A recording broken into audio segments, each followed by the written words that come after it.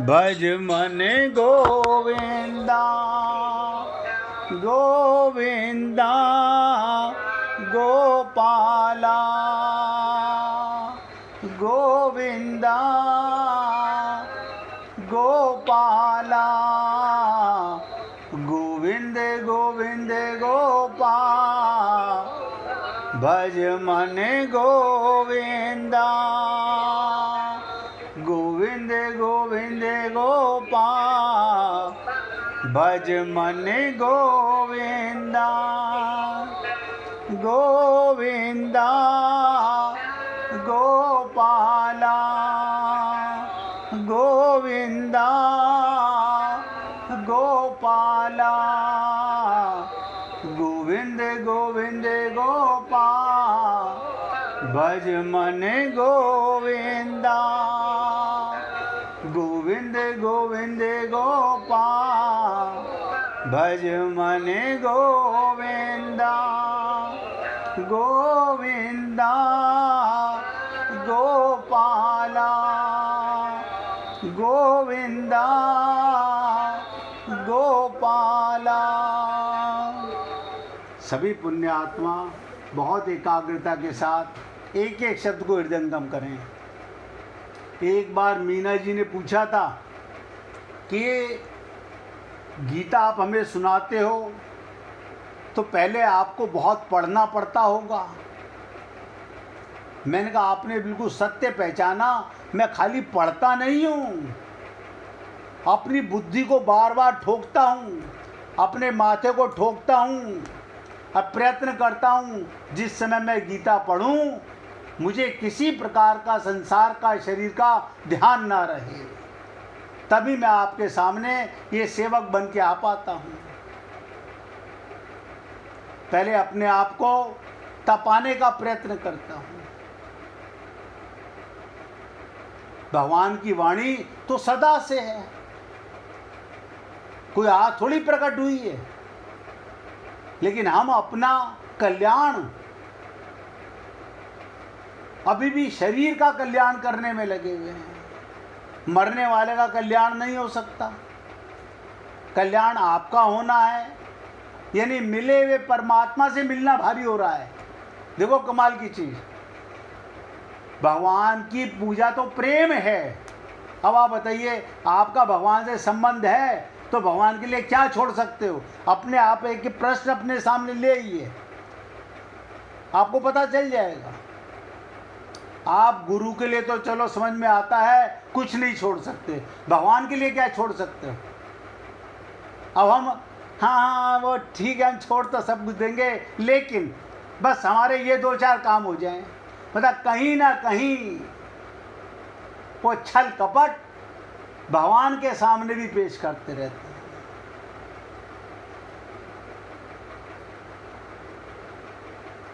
देखिए कितने भक्त यहाँ पर, कितने पुराने सत्संग सुनने वाले हैं, लेकिन अभी कुछ ही दिन पहले नरेंद्र भाई ने कहा, अभी उनको ज़्यादा समय नहीं हुआ सुनते हुए, उन्होंने कहा हमने बस एक बार ठान ली, हमने अपने आप को सरेंडर कर दिया तो कर दिया।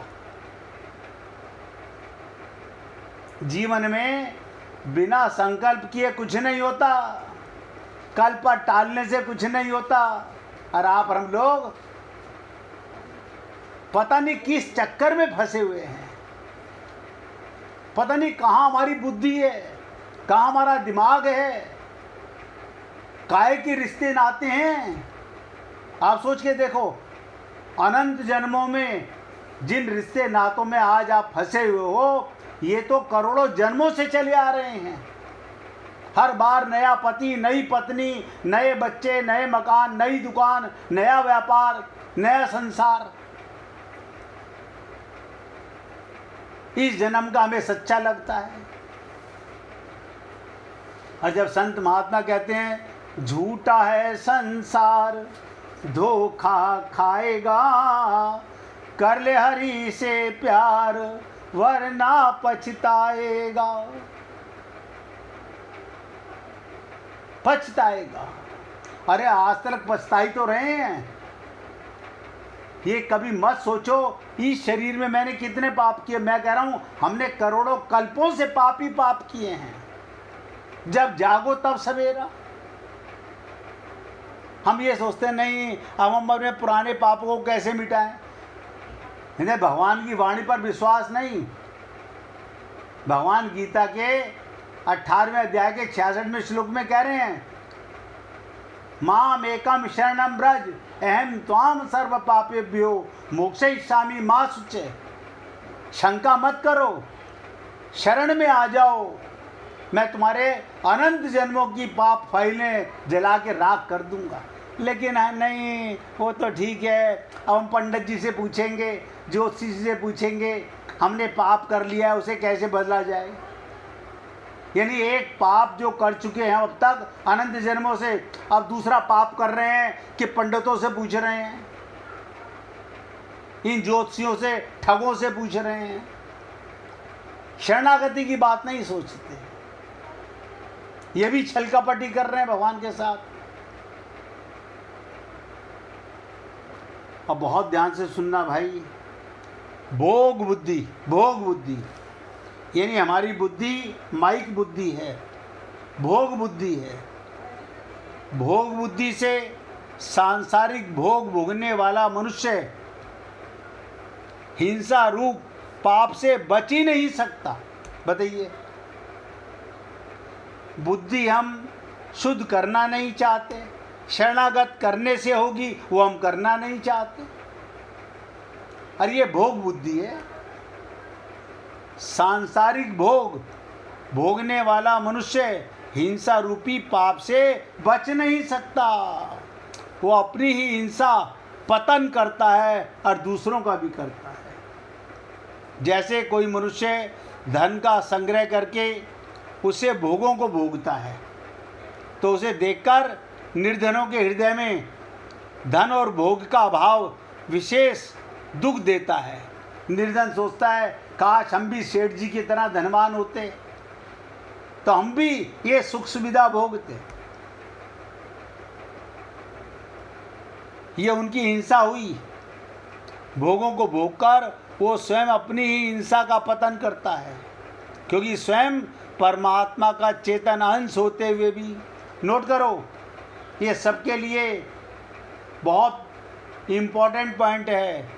स्वयं आप और हम सब लोग स्वयं परमात्मा का चेतन अंश होते हुए, हम जड़ अंश नहीं हैं। चेतन अंश होते हुए भी जड़ धन को महत्व देने से जड़ का दास हो जाते हैं, जिससे उसका पतन हो जाता है। संसार के सब भोग पदार्थ सीमित होते हैं। जब शरीर ही सीमित है तो संसार की प्रत्येक वस्तु सीमित है। अतः मनुष्य जितना भोग भोगता है उतना भोग दूसरे के हिस्से से ही आता है। शरीर निर्वाह मात्र के लिए पदार्थों को स्वीकार करने से मनुष्य को पाप नहीं लगता। आपको ध्यान से सुनो, भूख लगी, भोजन किया, कोई पाप नहीं किया। तन ढकने के लिए वस्त्रों का उपयोग किया, कोई पाप नहीं किया। शरीर निर्वाह में भी शास्त्रों में केवल अपने लिए भोग भोगने का निषेध है। अपने माता, ध्यान से सुनो, अपने माता, अपने पिता, अपने गुरु, अपने बालक, अपनी स्त्री, वृद्ध आदि को शरीर निर्वाह के पदार्थ पहले देकर फिर स्वयं लेने चाहिए। हमारा फर्ज क्या बनता है? पहले दे बाद में ले। आप देखो, ये सारी माताएं जानती हैं। घर में अगर बेटा कहे मुझे आज एक रोटी ज़्यादा खानी है तो माँ कहती है हाँ मैंने पहले एक ज़्यादा बना रखी थी। वो खुद भूखी रह जाती है। आप ध्यान दीजिएगा, स्त्री ममता में आकर के ये काम तो कर रही है बेटे के लिए, खुद भूखी रह रही है, लेकिन अभी किसी पड़ोसी का बच्चा आके मांग ले, हाँ बेटा तू पहले आया था जब मैं बना रही थी, तो मैं तेरे लिए भी 2 रोटी फालतू बना देती। अब तू कहीं बराबर में पूछ ले, टिफिन में रोटी रखी हैं। ये अंतर है खोपड़ी का, अपने और पराये का। भगवान ये हमारे पाप नोट करते रहते हैं। तो भोग बुद्धि से भोग भोगने वाला पुरुष अपना तो पतन करता ही है, भोग्य वस्तुओं का दुरुपयोग करके उनका नाश करता है और अभावग्रस्त पुरुषों की हिंसा भी करता है। परंतु जीवन मुक्त महापुरुष के विषय में ये बात लागू नहीं होती। जीवन मुक्त जिसे अपना ज्ञान हो गया, उन्हें ना तो शरीर से प्यार है ना संसार से प्यार है। वो तो अब सन्मुख हो चुके, एक बार भगवान के तो हो चुके। शरीर में रहेंगे, संसार में रहेंगे, परिवार में रहेंगे। और आप जानते हो, एक नहीं हजारों संत महात्माओं के नाम आपको याद होंगे, वो जीवन मुक्त हो चुके। ऐसे महापुरुषों के विषय में ये बात लागू नहीं होती। उनके द्वारा हिंसा रूपी पाप होता ही नहीं है, क्योंकि उसमें भोग बुद्धि नहीं होती और उसके द्वारा निष्काम भाव से निर्वाह मात्र के लिए शास्त्र विदित क्रियाएं होती हैं। और उन संत महात्माओं के उपयोग में आने वाली वस्तुओं का विकास होता है, नाश नहीं। अर्थात उनके पास आने वाली वस्तुओं का सदुपयोग होता है, जिससे वो सार्थक हो जाती हैं। जब तक संसार में उस महापुरुष का कहलाने वाला शरीर रहता है, ध्यान दीजिएगा, जब तक संत महात्मा पृथ्वी पर रहते हैं, उनका कहलाने वाला, उनका नहीं, उनका कहलाने वाला शरीर रहता है, तब तक उसके द्वारा भी, शरीर के द्वारा भी स्वाभाविक प्राणियों का उपकार ही होता है। हम तो खून के रिश्तों को जानते हैं, ममता के रिश्तों को जानते हैं, जाति के भ्रम में फंस जाते हैं। संत महात्मा की ना कोई जाति होती है, ना उसका कोई अपना होता है, ना कोई इसका पराया होता है। शरीर निर्वाह मात्र की आवश्यकता नहीं है, कारण कि शरीर निर्वाह मात्र की आवश्यकता कामना नहीं, आवश्यकता की पूर्ति होती है।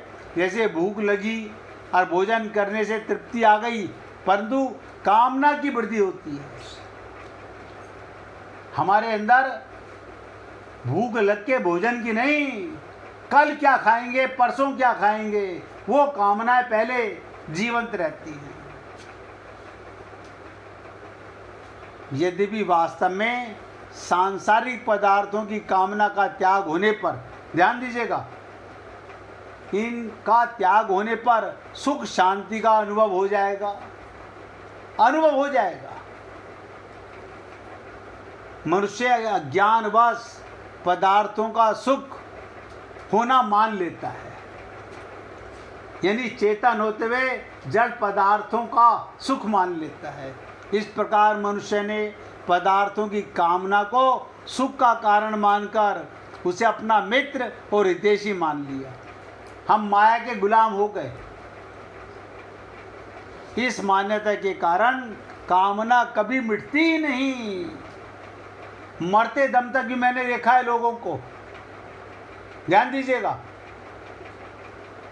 कई बार देखा सुना, बेटा तुम एक काम करना, मेरे शरीर को वहाँ ले जाके फूकना, अच्छा अच्छा, चंदन की इतनी लकड़ियों में फूकना, अच्छा अच्छा अच्छा, और मेरे बाद में ये सब, यानी अभी भी भोग तृष्णा, शरीर छूट रहा है, फिर भी ये अज्ञान नहीं मिटता, अज्ञान नहीं मिटता। भगवान यह कहते हैं, इस प्रकार कामना को अपना मित्र नहीं दुश्मन जानो। अपलोड कर लो और आप अपने मन में खुद टटोल सकते हो। अगर आपके मन में, मैं अपने से भी बोल रहा हूँ, अगर हमारे मन में कोई कामना है तो आपका बैरी, आपका दुश्मन आपके अंदर ही रहता है, आपके बाहर नहीं है। तुम्हें लूटने वाला, बर्बाद करने वाला तुम्हारे अंदर ही बैठा हुआ है। कामना मनुष्य की बैरी इसलिए है कि ये मनुष्य के विवेक को, ध्यान दो, विवेक को ढककर उसे पापों में प्रवृत्त कर देती है। हमारा विवेक, हमें लगता है हमारे पास विवेक है, अभी विवेक नहीं है। विवेक तो जब होगा जब आत्मज्ञान होगा। कहते ना, बिनु सत्संग विवेक न हुई। असत्य आत्मा, सत्य परमात्मा का संग, लालसा, जिज्ञासा, उत्कंठा, प्यास ऐसी हो जाए तो विवेक जाग गया। क्या जाग गया? अब सर फूटे या माथा, मैंने तेरी राह पकड़ ली। हम तो अभी शरीर को बचाने में लगे हुए हैं। अभी तो हम अपने को शरीर मान करके इस पे चंदन रगड़ने में लगे हुए हैं, इसको गंगा में गोता लगा रहे हैं। अरे एक गंगा नहीं, करोड़ों गंगा में नहा लो। माया का बंधन गंगा में नहाने से नहीं, किसी संत के चरणों में बहने वाली त्रिवेणी से मिटता है।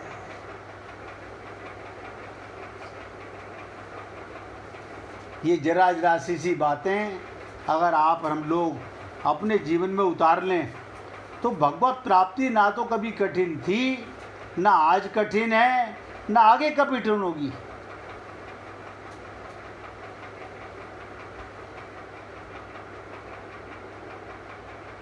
आप सोचिएगा, जब पूरा संसार बुराई, काम, क्रोध, लोभ, मोह, जब पूरा संसार बुराई में लिप्त है, काम में, क्रोध में, लोभ में, मोह की ज्वाला में जल रहा है, तब एकमात्र सहारा प्रभु पिता का होता है।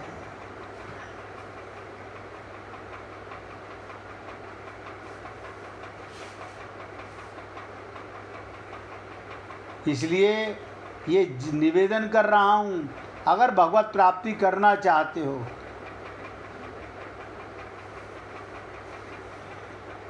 परमात्मा क्या कहते हैं, ध्यान से सुनो। मेरे लाडले बच्चों, हैं, भगवान कहते हैं मेरे लाडले बच्चों, कांच और रिश्ता दोनों ही बड़े नाजुक होते हैं। कांच भी नाजुक और रिश्ता भी बड़ा नाजुक, परंतु दोनों में एक फर्क है। कांच गलती से टूट जाता है और रिश्ता जानबूझ के तोड़ा जाता है। हमारा रिश्ता सदा से परमात्मा के साथ है, हम उसे तोड़ने में लगे हुए हैं। अभी भी नहीं जानेंगे तो कब जानेंगे? सोचें इन बातों को।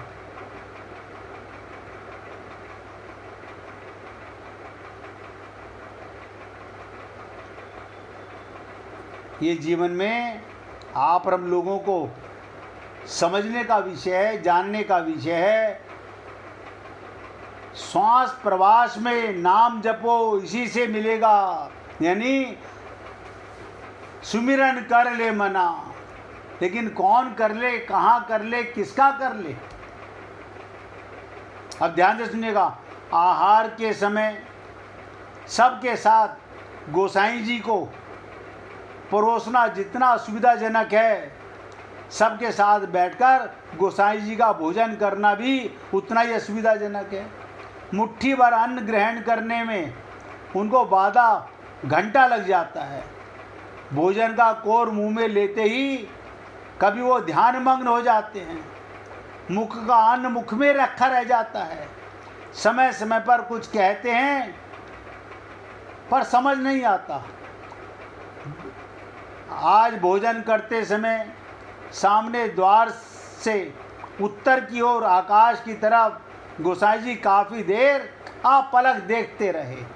मुख में रोटी रखी हुई है, आप पलक देखते रहे।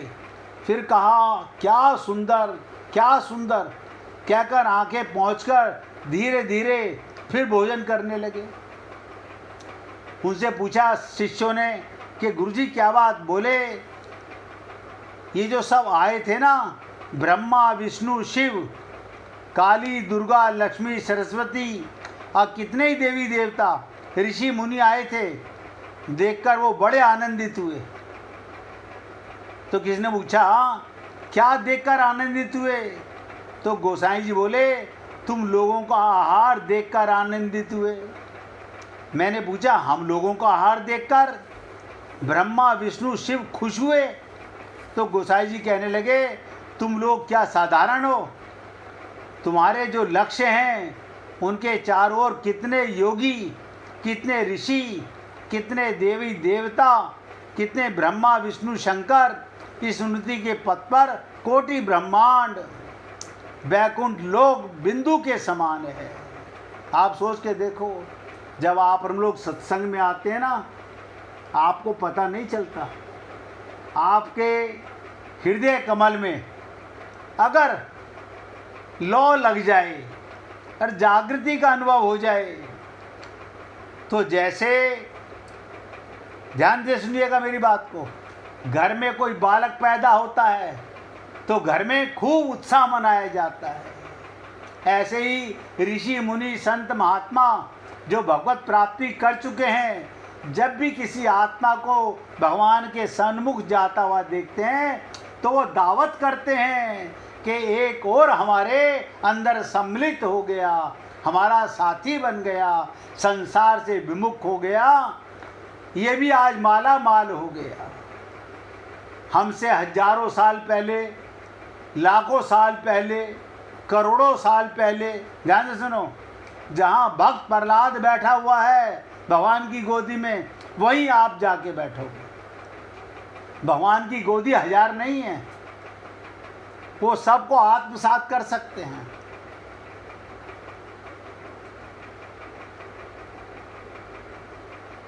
तो एक सखी कहती है अपने संत की बात को सुन करके, जब हमारे संत गोसाई जी बात सुनकर अवाक रह गई और सोच में पड़ गई कि गोसाई जी ने क्या कह दिया।